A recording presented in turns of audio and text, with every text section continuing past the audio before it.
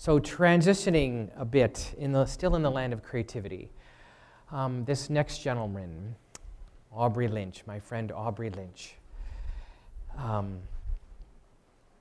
we met through doing personal development work with the Coaches Training Institute. I had no idea who you were, and the connection, we realized at one moment I was talking about my friend Kevin, who was in Lion King, and you were, oh, hello, I'm Mr. Lion King.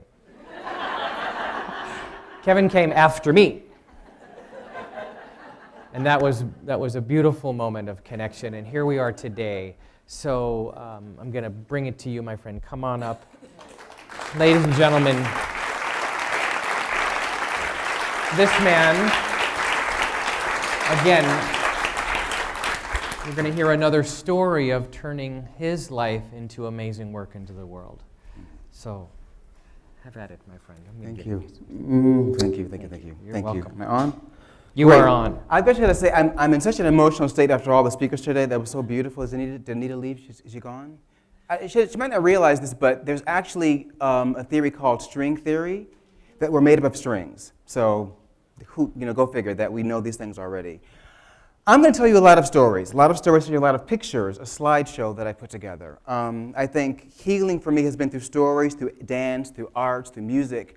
And when Rick asked me to do this, I was blown away because I was stuck of how to get to the next step. And if you know Rick, you know that all you need is a deadline and you're there. So the deadline was May, whatever this is, and I'm here. So here we are. I'm going to start with a story first. Where's my first slide? Good. Once upon a time, there was a little boy in an enchanted land in Africa. He did not know it yet. He was destined to be king, the greatest king.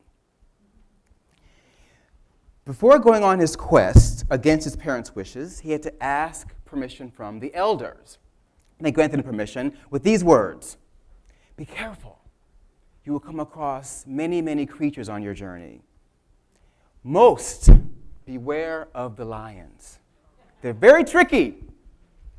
You have lions of despair, lions of hope, lions of agony, fear, mentors of inspiration, deep, dark secrets. And as animals, because humans are animals, you will do one of two things: fight or flight." That's what we're taught. But the others said, no, there's a third. If you run from lions, they will catch you. If you fight them, they will devour you. We would all do far better to walk with them. So this is my journey, my walk with lions. The first lion, the most important lion, was the lion of dance. There he is. Always an outcast, always a bit different. We all have a picture like this, I hope. And I made that outfit. I wanted to be a dancer. I didn't know what a dancer was, but I wanted to be a dancer. And that girl there, Tandria, she's my cousin, she taught me my very first dance routine. And of course, the next set of lions were the bullies. And who would not want to bully a kid dressed like that? It was so bad, I changed schools 3 times. 3 times. Bad bullying, right? And I decided that the bullies were not bad people. They were in as much pain as I was in. I refused to make them monsters. I walked with them. Wrong slide, yeah. And in addition, I tried out for the cheerleading squad and was the first male cheerleader in my school against the bullies' wishes. And we won the state championship. Seriously, it wasn't these kind of cheerleaders, right? It was the real Michigan cheerleaders, right? It was the real thing. And I'm so glad I did that because that gave me the courage to become who I'm still becoming now. Courage, the line of courage, is essential for all of us. No matter what you do, you've got to have the courage to even go against the bullies and try for the cheerleading squad. What was I thinking? I was asking for trouble, and I got to it, but I survived. I graduated top 10 in my class. My grades went up. I began to dance. Talent show, won the talent show. and sought out tights and real training. Right? No more choreography. I tried to, and I spent my life pretty much the only boy, the only black boy, around a bunch of white ballerinas. And I learned a lot about those lions, right? Okay, and it came time to decide, what is the next one? The indecision. Beware the line of indecision. I had to choose between going to the University of Michigan on a chemistry scholarship or going to New York to dance. Alvin Ailey, American dance tutor, came to Detroit and had a dance audition, an audition for the school, and was accepted. So I had to tell my parents that my father said, there are not enough black people in the sciences. You must be a scientist. So I was in my first year of school at University of Michigan, which is the next slide, I believe, as a chemistry major, go big blue. But I was miserable. I felt alive when I was dancing. Like I'm alive now, I was alive when I'm dancing. When I was doing the chemistry, I was in my mind, chemistry. But I was alive physically. So against my parents' wishes, I like the boy from Africa, I moved to New York City. And they were not supportive of me. I knew that I could always go home, but no money. So I struggled. 5 jobs, and auditions later, I came to New York City and had the most incredible summer of my life. I knew that I was meant to be a dancer. However, it was 1985, and we all know what was going on in 1985. The gay plague. The gay plague. Now, I was a young African-American man, and I had told my parents that I was gay when I was 14. It was not a big deal. In fact, my father said to me, he gave me an article. It said, homosexuality, environmental versus hereditary. Was gay learned or born that way? I read the article, and my father sat down next to me, and he said, what do you think? I knew he was asking me if I was gay. I didn't know what gay was. I was 14 years old, maybe 14 or 15. And I said, Dad, I think this is me. Thank God that line was written that day, because my father said, well, I don't know anything about gay people, so let's go to the bookstore and find that about it together. So my entryway into sexuality was with my father sitting next to me. Can you imagine? So it was never a big deal. So you can imagine all these years later, because I was gay, I was in a small town in the Midwest, no gay friends, no gay people around. I was basically in the closet all over again. I was fine at home, out in the streets, I was back in the closet. I finally go into New York City, all gay people, and Alvin Ailey, a bunch of black gay people, right? And the gay plague hit. And I went back inside. 50 of my friends died. 50 friends who never saw 25. And these are the friends that went with me. The boy in the back, Raymond, he's the first guy that I knew that passed away of HIV. These are real people, not like some things over there, right? They're people with dreams like mine that never saw 25, never knew that I got into Alvin Ailey. The boy on the right there, his name is Desmond, the biggest modern dance star of our time now, 20 years later. All right, moving on. I'm going to get stuck there. So I met a man named Barry, a beautiful lion. He choreographed from a wheelchair. So I was going through all of this identity stuff and the sexuality stuff and the dancing stuff and the parent stuff. He came along and said, I want you to be in my dance company. I thought, how is he going to teach dancing from a wheelchair? Turns out he was a dancer in South Africa. He is American, but went to South Africa during 1983, during the laws of apartheid. And he was in a car accident. He was in the passenger side, and the driver was a white guy. When the ambulance came to pick them up, they took the white guy to the white hospital and left him there. Yeah. So by the time he got to the hospital, which he walked in the first time, he waited 8 hours for service. No one served him. They drove him 2 hours away when they found that he was American and gave him what's called honorary white status. Made him a white man, serviced him badly, and he was paralyzed from the neck down. But rather than come to New York City and just kind of go into nothingness, he started a dance company, and I became his dancer, his premier dancer. And he couldn't move. He could move his hands. He would draw pictures like this, stick figures, and I would create the shapes. And I learned the dance from him. I learned the shapes in ballet at the ballet class, but the actual choreography and the meaning of dance came from him. And he's with me today, and I'm going to show you a little dance later about him. I don't want to get stuck there either, because I can get stuck. It's because of meeting Barry that I danced well enough for this man, Mr. Alvin Ailey, the next line in my life. with one of the greatest dance companies of our time, in the world, the most commercially successful company in the world. And I danced with him. And it was the most amazing time in my life to be 21 years old and in New York City and having arrived. And as a matter of fact, I didn't even have to audition. I had auditioned 4 times before I got in.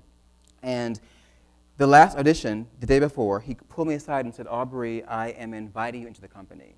We're going to Paris in 2 weeks. I want you to come with us. And that was my foray into the next set of photographs. And so that's the last picture that we took with Alvin before he passed away. He died 6 months after he hired me. There I am there on the right. Living a dream. And all of those people are my friends that went through all of that with me. And Judy Jamison took over the company, the artistic director, the first black prima ballerina. And she directed the company for 4 years. That is the lioness not to be reckoned with. I mean, really, you got to watch your back around her. It was a lot working with her, good and bad. And like I said, the walk with lions is more about I wanted to be in Alvin's company, not Judy's company. That was hard for me. It was hard for her, I'm sure, as well. And we never fought badly, but it was a tension there for me. Not for, she was a grandiose, beautiful, amazing woman. I was the young dancer who wanted Alvin live. Yeah, I say you can't fight what you cannot change. Alvin was gone. Judy was in charge. And I was too young to understand that. We got through it, and I saw the world. There she is now. I was in Paris, and I was all over the world, Mexico, and 20 countries later, I decided that I wanted more than just the dance. There was much more than moving through space. Now, in hindsight, I probably was never more alive than when I was doing that. But I wanted more. So there is the lion of ambition. I wanted more than just Alvin. That's Alvin Ailey's signature piece, Revelations. And it's human expression at its finest. But I wanted more. So I sought film, TV, commercial, and I left the company and did commercials and music videos, and finally came across, Tyra, right. I was at this slide because I met Tyra Banks before she was Tyra. She was just about to blow up as a supermodel, and we were doing a music video together, and we had a really wonderful conversation. She would never remember me, but I remember her, and we had a similar path, and she's playing her bigger game now, actually. So in any case, hope. I had hope that even after Alvin Ailey, even after struggling as a gypsy, which is what we call when you audition for every show on Broadway and don't get cast, I had to have hope that there was something bigger for me. And I taught myself to crochet. And had a whole line of sweaters. I thought I'd go into design. I had dreadlocks and I created sweaters. I launched a line of wearable art. It was picked up in the New York Times, and I decided design or dance. And during that decision, I went to an audition for a pre-show for a movie called The Lion King. And I did the show, and it was an extraordinary situation because I made money, and the movie was great, but I had no idea that 4 years later that they would be doing a show called The Lion King. And I had like I said, auditioned for any show on Broadway, and I didn't think that I could survive as a dancer. I was considering leaving New York City. And then I went to an audition of 2,000 dancers, and they chose 7 men out of 2,000 dancers and 7 women. And I was one of the original cast of Lion King on Broadway. And this was before it was Lion King. It was just in the paper, Disney, Garth Fagan, Julie Taymor, and the Lion King. And I thought it was a dumb idea. We'd be teddy bears walking around like Disney. That's what I thought, but I needed the money. Stay 6 months, and my life will change. So I did that, and these are the drawings that were backstage. So Julie Taymor was an amazing artist as well, and she wanted to create herds of animals with just one dancer. And this is how she did it with these pictures. So that was my first fitting with the gazelle. And the Lion King opened, and it was a hit. Who knew? And there I'm flying through the air during the first few previews. And that was a lot. And that's where I met Charles Hope. Where's Charles Hope? Is he here in the room still? Where is he? Yes. He's being very humble, an amazing performer. Imagine a company full of people like him. He had to have a high C and a low E, had to dance, had to sing, had to act. He played characters, and he was one of the most extraordinary talents in the company. But he went through it with me when it was the hellish years, the first time teaching the show, the first time creating it, the first time wearing these costumes, the first time having the stage move and twirl around the way that it did. And I learned to teach the show on you. I'm sorry. It was hard. Darkness. And so it's amazing that Rick's brought us together, and I didn't know about him, he didn't know about me, and we're here, and yeah, like that. So it's all supposed to happen. All right, good. So, Julie Taymor, Garth Fagan, and then I discovered something else that was going on at the time that you don't know about. Sleep. Who knew that sleep would be so important? So I've been having these nightmares about aliens and demons, and you couldn't tell me that when I woke up there wasn't a man with a knife on my bed. It was real, real, real. And they thought I had post-traumatic stress disorder from some childhood event that I don't remember. It was that bad. Or maybe they thought the fear of HIV had gotten into my psyche. There's a lot going on. So I started a medication regime. I'm talking like 10 or 15 different kind of medications to figure out what it was. Did I have ADD? Did I have OCD? Did I have anxiety? Did I have what was called parasomnia, which is a sleep thing? Still, all these years later, they don't know. But I went through it. So while I'm doing all this amazing stuff backstage at Lion King, taught the show in London as the dance captain and dance supervisor. Then I went on to teach the show in Canada and in Los Angeles. I was made the associate choreographer and began to hire dancers. I became the associate producer in charge of all the productions all over the world. And having these nightmares all the time about suicide and death and knowing what was going on. And to this day, I have to say, I don't know what's going on. I think I'm just an artist. Something just can't be diagnosed. You know, I'm just one of those kind of people that have a lot of stuff going on, and thank God I found the art to funnel and channel all of that stuff. So I taught the show all over the world and became in charge of the lights, hair, makeup, sound, anything creative in the show. That was my responsibility, and hiring amazing people like Charles. And amazing having 72 Charleses in 14 countries. That was my responsibility, to manage all those personalities and all that talent. It's a lot when you've got no sleep. So I figured it out and just kind of began to, as I say, walk that lion. Don't fight it. If you're going to be in the game, you got to kind of walk with it. You can't just fight.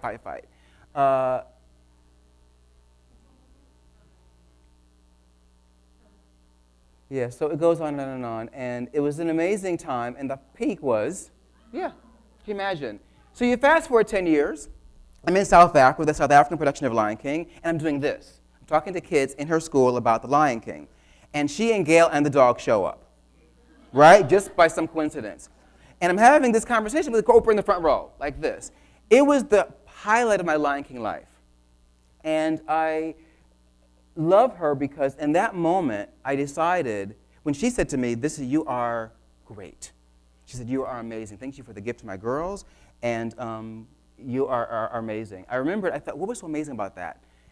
And I thought, if I can reproduce that, that's what I want to do. That's kind of my bigger game. Even before I knew what a bigger game was, that's my bigger game. And I'm doing that right now. And it's me, not Lion King, right? So that's why I didn't know what this is, but something wonderful is happening. So here's the real clincher. 10 years goes by. I become what, as Rick says, the Lion King, or as I thought I was anyway.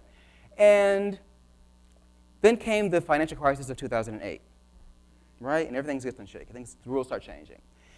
I went to a meeting with Tom Schumacher, the president, and it became very clear that I was no longer needed. After 10 years of my life of Lion King, it was over. And I don't hold it against them. They're an amazing company. And what I did, I could have chosen anger. No one would have blamed me for cursing them all out and blowing up the building, right? A disgruntled employee who helped build the Lion King. He's a little bit mad, okay? It could have happened that way. For some reason, I chose gratitude. And the first thing I said was, thank you for the most extraordinary 11 years of my life. And anything that I do after this will be a direct result of having known you and working here. And that was the truth. Nothing else entered my mind, nothing. But then I found myself walking home with a box. Like, literally a cardboard box with my junk in it. No thank you, no goodbye party, no email goodbye, just me and my 10-year memories. And then all the stuff came. Woulda, shoulda, coulda, I shoulda done all the crap we do, all the lions, right? The fear, the shame. What about embarrassment, right? From losing a job, anxiety, and depression. The sleep became depression. Didn't want to get out of bed. Instead of going, I'm going to fight the depression, because you can't fight depression. You can't. You just have it. I walked with it. How can the medication tweak and the thing? And finally I said, you know what? No more medication. I'm going to use dance. I'm going to use art. And I'm going to get through this shit. That's what I did.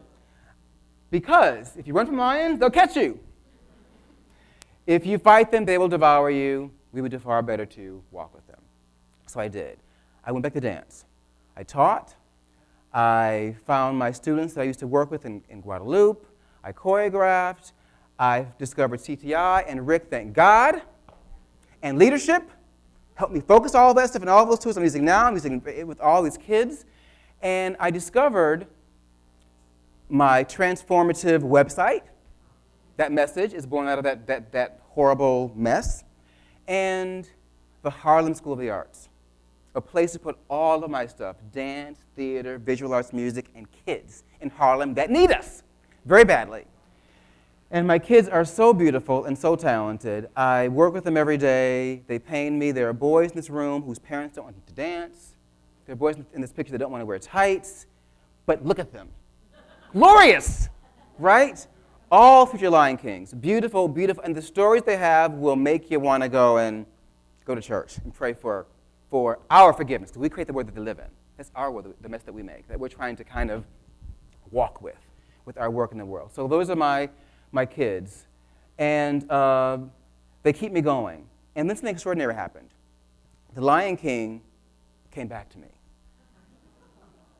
They said, at the very end of my time at Lion King, I was working on a project called the Lion King Experience, which is to make Lion King accessible to kids.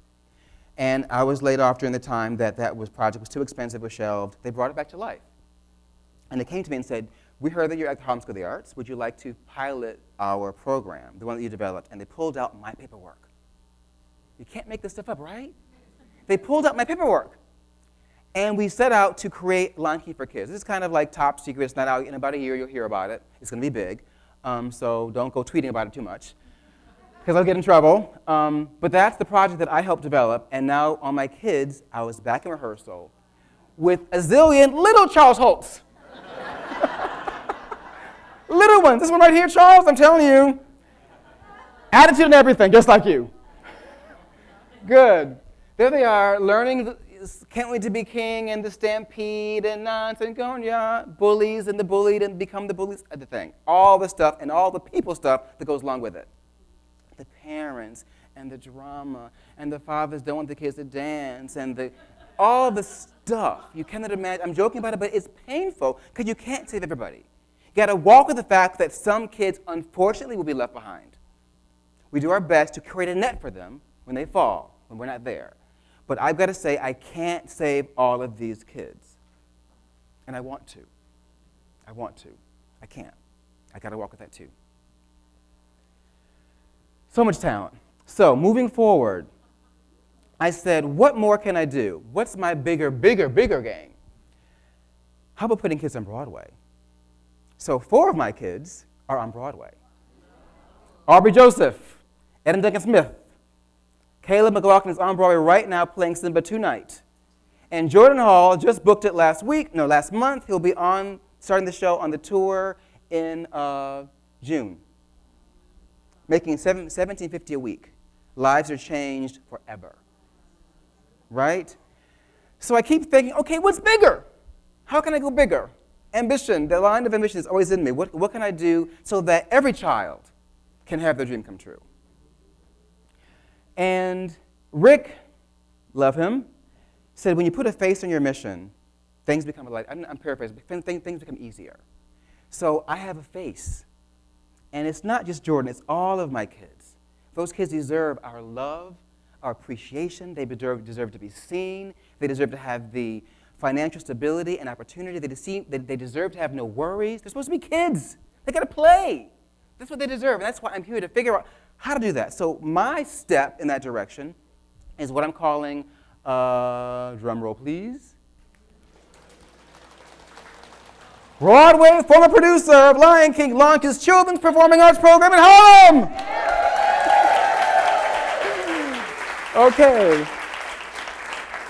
I'm calling it for now Mr. Aubrey Show, kids. Don't know what it is. Hasn't happened yet. I've got some kids signed up for it, right? But it's going to be an arts program. We're going to write music. We're going to we're going to create the characters, write the script, make the costumes. Kids are going to design everything, and it'll be their show, written, directed, produced, and choreographed by them, orchestrated by me and my team. Okay? And I want to do this everywhere. So not just in New York City, but everywhere. So if you got some ideas, I'm open, because it's still happening. I've got the plan, the thing. I'm going to go to schools with teaching artists and find kids, and I want to put kids on Broadway, a lot of stuff. And the bigger thing is happening right before your very eyes. I'm in it. I thought I'd bring this here and be transparent about that. I'm in it, okay? And that's why you inspire me, because the question I was going to ask you yesterday, which I'll ask you later, is how do you know what help you needed? Because I don't know what I need. I don't know what I need. I just know that it has to happen. Right? So if you got an idea, let me know. All right. Good. That's my flyer. You can go to my website. Or my commercial. Go to my website and to my Facebook page and like it, please. Spread the word. If you know any kids that are 20 as well, but 8 to 17, let them know. They'll be working with me directly, and it will be the time of their lives, I assure you. What's next? That line, I hate that line, the what next, the what next lion. Isn't that suck? I don't know. I don't know. I think I know. I think more Walking with Lions. So I'm going to show you what's next, because sometimes there are no words. There are no words for things that we can describe. So I'm going to do a costume change right in front of you. You're going to take away the screen, please. I think we're done with that. I'm going to show you a very personal dance that I choreographed. Oops, this is my mic is coming off here. Sorry. Soul space. It's a place where souls can mingle together. I think it happens in art, from the artist to the viewer, from the choreographer, from the dancer, from the songwriter, the singer, and then the listener. It's a union, coming together, sharing, understanding, and knowing the deepest, most personal, universal truth. Vera and I were close, very, very close, sometimes too close. We never crossed the line, ever. From stage, we did share the same soul space, a place where our souls danced together, flew together, dreamed together. Like we went beyond the earth. And it sounded really grand and over the top of it. That's what it's like. I do miss that, I guess. I miss that sharing. So I try to give that back. It's the only closure I have. There was no closure because it just ended. He just went away. He stopped speaking to me, and I knew not to ask him why. I knew that he'd never respond. He had to be in control till the end. So when I wrote a letter 8 years later, thanking him for my mentorship, for him being there for me, believing in me, pushing me, loving me, and I've got a reply. I have no idea if he ever got it, if he read it. I don't know. I hope he did. Deep inside he must know. He knows now.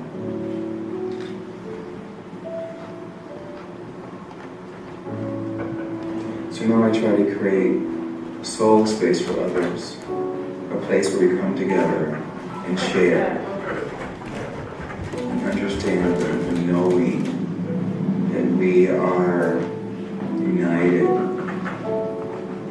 at the most fundamental level. We are all the same. We are of one living, loving consciousness. Yeah, that's it. That's why we come to see art. That's why we dance, sing, sculpt, create art. deepest form of expression and the deepest connection when shared with other. Some say that the other defines us. I'm not so sure I agree, but I do believe that we can be seen through others in ways we cannot see ourselves, and that, I think, is an amazing thing. So when I dance now, I'm sharing my most personal self. It's the only way I can move. I learned that from Barry. I think I can trace that back to my teachers, my mentors. And I need a mentor now like ever, as much as I always did. And I'm so grateful for those that take the moment to say, Aubrey, you're doing all right. You're going to be okay. Just keep going. I think we all need to hear that sometimes. So for Barry, all of my mentors, all of my friends, anyone who has ever helped me, I say thank you. And I thank you by helping anyone that I can and sharing the power and beauty and the necessity of art.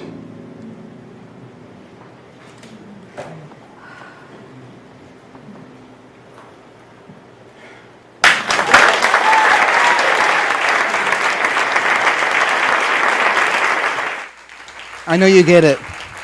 I know you get it. You get it. You get what we're here to do, right? This is big. For me, that's big. It's very vulnerable and very big. And to be transparent, I don't know what that is. I know that's important. I always say that art is not extracurricular. It's extra essential. If we don't have that in our lives, we have nothing. All right? I know I'm doing, that's the line of, I'm getting mad because I'm fighting the line, but you got to fight a little bit. And we're going to fight, you got to choose to fight. Okay, I choose to fight that line. I choose to fight the line of the fact that art is being cut out of the schools. Are you crazy? Right? Easy to say when you're 6 and you had music in your school. Well, what if you're 10 like Jordan? What about all those 10-year-old boys in Harlem right now that'll never meet me or you or us? What are they going to do? So it's my goal to figure out how to remind the world, without attacking them, making them wrong, right? How to remind the world that without art and expression of some kind in our lives, we are nothing. Nothing but reading and memorizing and multiple choice and testing and numbers. You can't quantify that, can you? How good is how bad? Maybe it didn't work for you, maybe it didn't for me, whatever. You can't measure that. And when someone's learning that in school, how many of you were shamed to say you can't dance right now? For example, you can don't have to raise your hand. Just how many of you are told you can't draw? No musicality. They're wrong. Maybe you can't do ballet because you didn't take ballet class or African class or tap class, but you can move. And we're going to prove it. Get up. Get up! Well, make some noise! Good. So you saw what I did. What I do first is let's play around. We're going to go. Just follow me. Whatever line you got in your head, just let it go. No one's looking. I want you to express. Don't try to make pretty. Express. We're going to take our arms to the right. And our arm to the left. And our arm to the right. And our arm to the left. And arm back. Now, it's movement, right? Movement.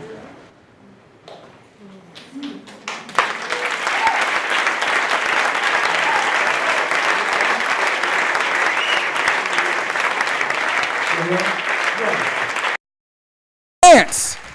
And that is our birthright. Born to express ourselves through metaphor. The language and the words and the numbers, as we always say, is all made up. What's not made up is us. We are real. We're not smoke and mirrors. We have real feelings, real emotions, real dreams, real spirit, real hate, real anger. and real passion. And the world deserves to hear your stories. And you deserve to have it told. A line, whatever, it's my story, it's a story. It was a way to get into you, and now I'm in, right, I'm in. And we're in, and we're together. Good, I'm so glad. So take a seat. We could do this for hours, I know. I've got a workshop for this, by the way, if you want to check it out on my website. It's called Moving Souls, and it's getting souls to move, and it's having your soul be moved, and it's moving others with your soul. That's what that workshop is called. So before we go, we've got like 5 minutes. What's coming up? Anyone want to share something that we're feeling at all? Any questions about the journey? Yes? Gratitude. Passion. Beauty. Love. Intimacy. Love. Connection. Grace. Openness. Mystery. Oh, beautiful. Thank you. Thank you for that. Thank you. Imagine that I grew up love my family, but I grew up in a town that was mostly white. Like it was all white when it was in Michigan, 20 miles south of Detroit, called Woodhaven. And my family is very mixed. Another part of the story that's not there is we're French, black, Spanish, so they have long, straight, curly hair and light skin, and I came out with what we call kinky hair and darker skin. Now, I'm not that dark, but to them, I was really, really dark. It's called monkey and the N-word and my own family. Yeah. So to hear, I'm saying that because to hear that, I so appreciate that because I never thought I was beautiful. When I danced, I was beautiful. When I danced, you could not tell me I wasn't God on earth. Sorry, God, Lord. Okay? Right? I was. And that's the power that I hope you all feel a bit of that today. In all of your ugliness and your beauty, that you are always beautiful. And so I thank you for that. That's why I'm saying to that story. Anything else coming up? Yes. So I want to say thank you. We talked a little bit last night. This is my first time at a bigger game thing of any kind, so I feel like I'm visiting another culture a little bit. I'm a spiritual writer, but I'm also an activist, particularly around social justice and environmental justice issues. And I feel like I have different people. I know we're all one and we're all connected, but some of my people use the language that's used here around hope and transformation and, magic and manifesting wonderful things in the world, which is great, and I believe all that. And then some of my people talk about the realities that most people live in of racism and sexism and homophobia and disease and, the rough shit of life. And it's hard for me sometimes to find people who speak both of those languages and integrate them. And that's what I want to thank you for. In your presentation, you didn't clean it up for us or make it smooth and, tie a bow on the happy ending of your life. You gave us the complexity, and that's what I just want to name and lift up. And thank you for. Thank you. Yeah, thank you, yes. I want to thank you for the most gorgeous representation of vulnerability I've ever had the privilege to see. Thank you. I do think there is power in vulnerability. I think that's what art is. Art is you can tell the world all your deep, dark secrets, and they don't need to know what it is. And sometimes they don't need to know what it is. And I'm here to do that for children because we shut them down. I've got kids, 10 years old, come tell me, I'm ugly, I'm fat.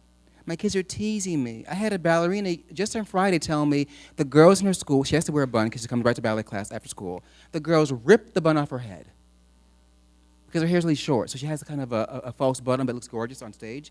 They ripped it off of her head. What do you do? So I want to do this this whole presentation all over the place to get people that don't speak our language to start engaging. Because the reality is, if I go to Rwanda, the country in Africa, they're trying to make homosexuality illegal, they will hang me. They will hang their own kind. And if you know a gay person and don't tell them, you go to jail for 2 years. Right? They go, yeah, it's online. The crazy crap we do to each other. Only because we don't understand. I am not an abomination. Right? I was talking to somebody about this morning. I'm not deviant. I am Aubrey Lynch, and I am beautiful, and my dance proved it, and you're beautiful too. Don't let anybody tell you different. You are gorgeous human beings, all of you. Right? Fight that lion. Fight that one. Okay? I got to wrap this up because I can go on. I don't want to use all the time we have, but I really thank you for... Oh, sorry. Oh, Alice, please, ask away. I'm honored. You have so much inside of you and a way with words. I have one question. The day that they release you of your job, you could have danced your way out. You could have roared like a lion. I know so many gay friends, a way with words. You could undress and talk down low, anybody. But it had to be a part of you that was willing to go anyhow because something else was pulling you. Why didn't you perform? Why didn't you dance your way out? Why didn't you roar back? What was it? Woo! That's a good question. Leave it to Alice to rock your world. Wow, why didn't I dance my way out of there? You are right. It's an inquiry. An inquiry, right. I'm going to think about that for a while because I don't know. I'm going to think about that for a long time because I'm now playing the movie How I Said Thank You, and I went inside and the thing. I was in survival mode. Survival. And I love them all. If they ever see this video, I love you all. No hard feelings. I get it. Money's money. But it hurts. It still hurts. I still walk with that line that I was at the top of the world, the top 2%, business class, 5-star hotels. I hired people, 70 kids from Ailey alone, Alvin Ailey alone. I hired 70 dancers over the last 10 years. And I hired hundreds of kids and thousands of other people. I gave South Africans jobs that never saw anything until they got Lion King. And I moved people from sea to sea, literally sisters and lovers, and they've got children now. That was what I was doing, and then to walk away was really hard, and it's still hard. It's still hard, because I had, the line I walk with the most now is the anger of, I got to start over again? Again? Right? You're laughing because you know, right? I got to start over again? Are you kidding me? Al ate the Lion King, yeah. Okay, third time's the friggin' charm. All right? And maybe my bigger game is to figure out what that means, but this dance, my camp, and art is what it is. The name, the structure, how you put it together, not really sure, but that's where I'm going. And if you're with me, by all means, find me and let's talk about it. All right? Thank you, thank you, thank you.